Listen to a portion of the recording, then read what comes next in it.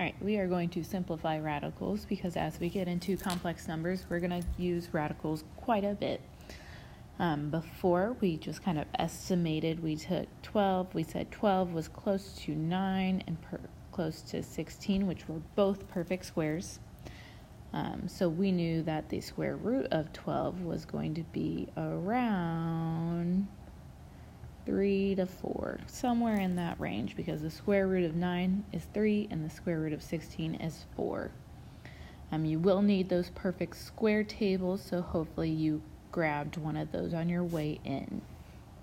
Okay, but if we put this in the calculator, we get about 3.6, if I remember correctly. And that's not as exact as we want, because this is an irrational number, which means it's going to go on and on and on and on forever. It will never stop. Okay, so when we simplify, we want all rational numbers. And that comes to your next section of your notes. So we want to simplify without rounding. If you end up with any decimals, we did not simplify correctly. Okay, so a simplified radical expression will not have any perfect squares left in the radical. So if it has a square root of 4 in it, that can be simplified to 2. Or the square root of 100 in it, that can be simplified to 10. So we need to pull out all of those perfect squares in order to get the most simplified version. In order to do that, we can use the product property. So the product property says that if we have two things being multiplied under that radical, we can break that into two separate radicals. Okay, and that arrow means that it works both ways. So we could go from square root of a times square root of b and put those together. Get the square root of a times b. So we need to look at factors of the radicand, or whatever's underneath. So what are factors of 28? Kind of go over on the side, list all the factors. Take a second and do that on your own.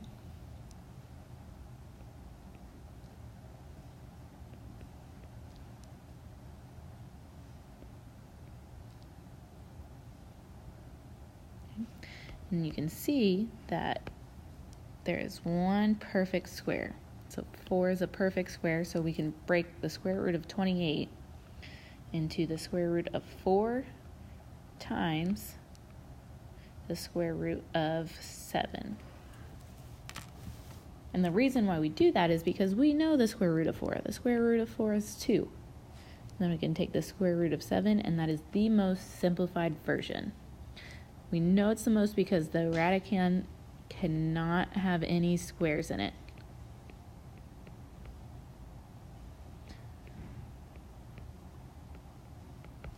Okay, so that is our most simplified version. Now, in your yellow calculator, I want you to type in what you get for the square root of 28, round to the nearest tenth. So you'll have number, and then a decimal, and then another number, and I want you to type in what you get for 2 square root 7. Okay. The square root button is second, and then the squared button.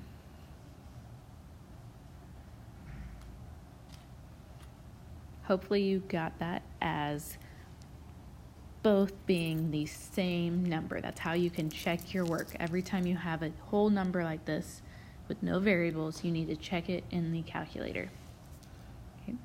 But sometimes, like B, you'll have variables, so we can't type that into the calculator and even get an estimate. So we need to kind of list out the factors of 45 and see if there's any perfect squares that we can pull out of there. We get 1 and 45, 2, 3, and 15, 4, 5, and 9, and there's one of our perfect squares. So 9 is a perfect square that we can pull out. So we can say that the square root of 45x is equal to the square root of 9 times the square root of 5 times the square root of x. We know the square root of 9. Square root of 9 is 3. square root of 5 just stays as 5. 5 is prime, so you don't have any perfect squares in it. And then x, we don't know what x is, but we know it's not being squared, so we can't simplify that. Now you have your simplified version. Now we're taking the product rule and working backwards for c. So we should have the square root of 5 times 7. So we can combine those together. And that gives us the square root of 35.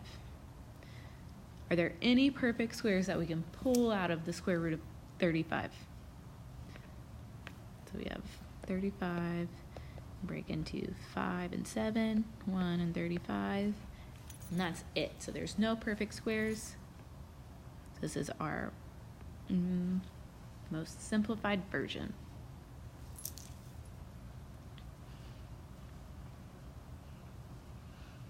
For D, we multiply and put them all under the same square root house. You get 6 times the square root of 6 times square root of 15, which gives you the square root of 90. Now the factors of 90 leave us with a perfect square in there. So we can simplify the square root of 90 into 3 square root 10.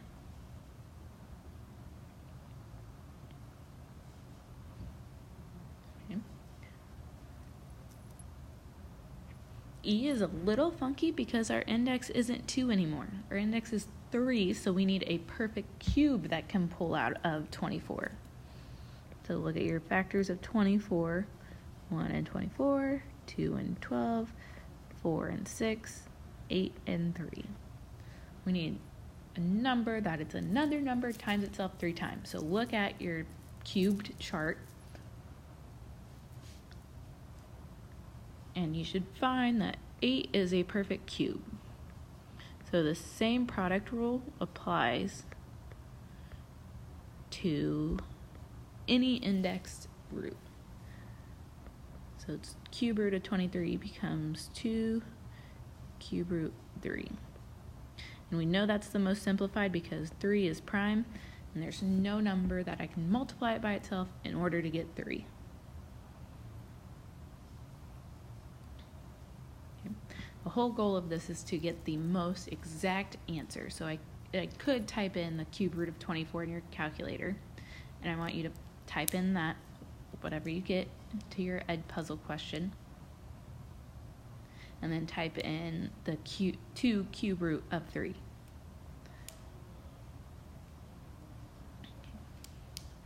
Try F on your own.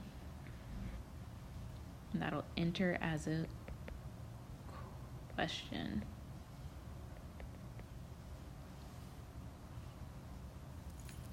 Just like the product property, how we took one radical and broke it into 2 separate ones, the quotient property works similarly. So the square root of a over b turns into the square root of a over the square root of b. And that arrow means it works both ways.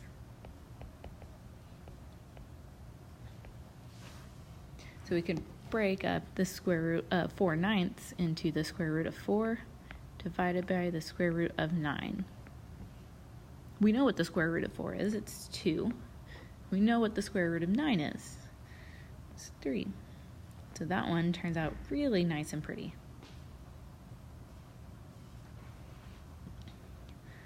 For b, we can break it into the square root of 9 divided by the square root of 16x.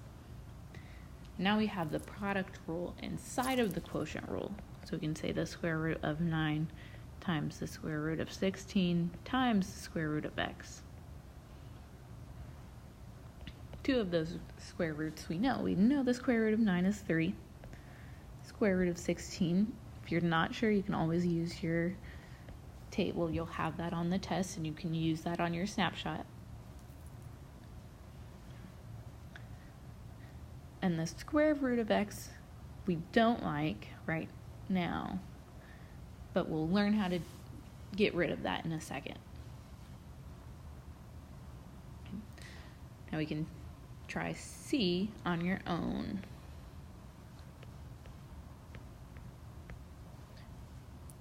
Important note, remember,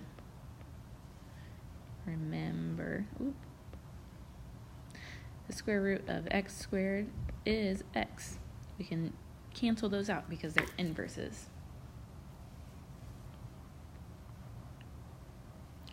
For example, D, we need to know the perfect root, or the factor of 192. So after we break that into 192x times over the square root of 64 times the square root of y, 192 is actually 64 times 3. Okay, and just kind of guess and check on those until you get to a biggest perfect square. Okay, so the square root of 64 times the square root of 3 times the square root of x, all divided by the square root of 64 times the square root of y. Now right here, this will end up being 8 over 8. So those can cancel out. Okay, so that makes life easier. We're going, which leaves our final answer at the square root of 3x over y, because we can combine the square root of 3 times the square root of x. Becomes our product property. Now before I said we don't like square roots in the denominator. It is not simplified if there's square roots in the denominator, which means we need to rationalize. So make that denominator rational. So we can write it as a fraction. Now remember when I said x squared, the square root of x squared is just x. Well, that works in the opposite too. If I have the square root of x and then square it, that also cancels out to x. Okay. So looking at example A, we use our quotient rule. Square root of 4 over square root of 5. That ends up being square root of 4 is 2, but square root of 5 can't be broken down any further. So we can multiply it, and we'll talk about this more next class too when I'm there. We're going to multiply it by a fancy 1 in order to get rid of that square root. And we're going to multiply it by square root of 5 over square root of 5. Okay. When we multiply fractions, we just multiply straight across, so we get 2 square root 5 divided by, and put 5 square root 5, or square root 5 times square root 5 in your calculator. Hopefully you get that denominator as 5.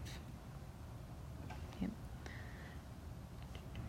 Try B on your own.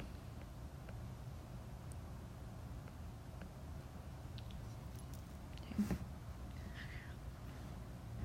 Example C still breaks into square root of 3 over square root of 4. That one's really nice because we already have a rational number in the bottom. Break D into 2 smaller fractions so they're easier to work with. Instead of, neither one of those can be broken down. 6 doesn't have any perfect squares in it, so 6's factors are 1 and 6 and 2 and 3. None of those are perfect squares. So we're going to multiply it by square root of 6 over square root of 6. So really we're multiplying by 1. So we don't change the value.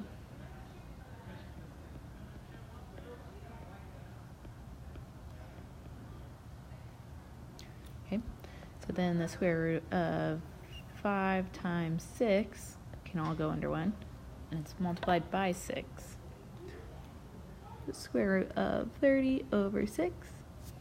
Are there any perfect squares in 30? Let's look at the factors. So 30 is equal to 1 times 30, 2 times 15, 5 times 6, 3 times 10, And that's all. So I don't have any perfect squares, so that is our rationalized, most simplified answer. Okay. When you're done with this video, show the sub, and she will give you the assignment to work on.